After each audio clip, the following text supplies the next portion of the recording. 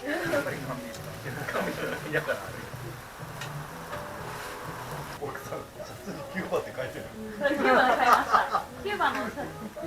すごい。完全にキューバだ。超お気に入り。だってめちゃくちゃ日焼けしてるもん。すごいよね。ステイホームのせい。そう頑張って野球よね。白くなるんじゃないですか。いやいや、ステイホームしすぎてもうこんなんです。5月も矛盾してる。お家にいらっしゃらないんじゃないですか。ここで野球よね、ずっと。でも日陰ですよ。すぐ日陰。日陰でも焼けるんですね。光がこう曲がってる。目から入ってる。僕本名が本当に呼び方がリオっていうのを知ったのつい最近水曜日。年をずっと持ってたから。あ、分かった。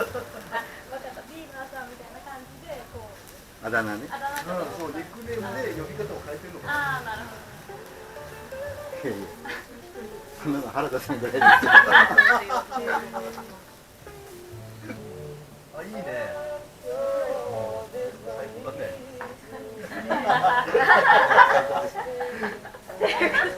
最高ですね。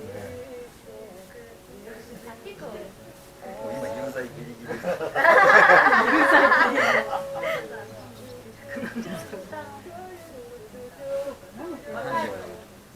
高橋の。ちゃうよ。こっちが下の人が。年上の人を好きになったことほぼないですね。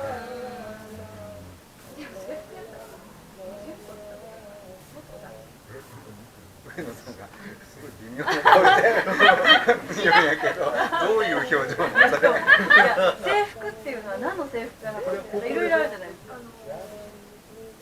おととい、友達のバンドの MV の撮影があったんですよ。それに出演したんですよ。それが高校生役で、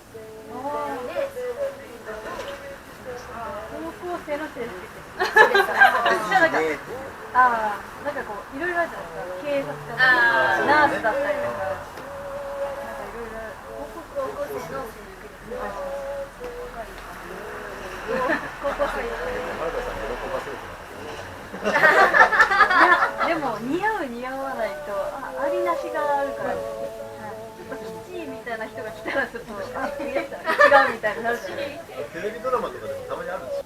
これすると絵を美味しいですね。美味しいですよね。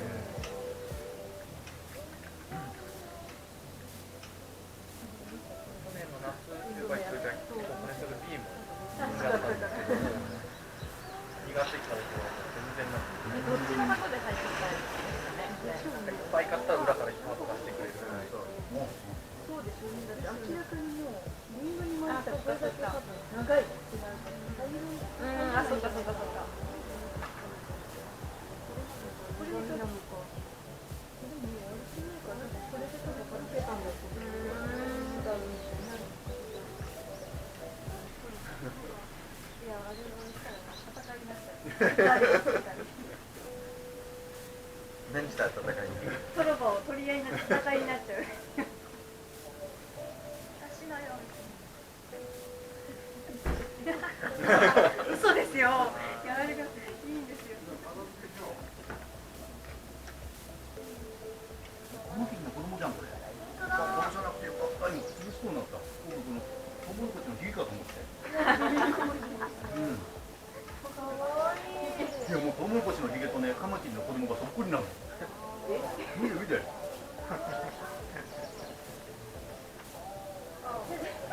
いや、もうね、これもほら、ないから。めちゃくちゃ可愛いな。で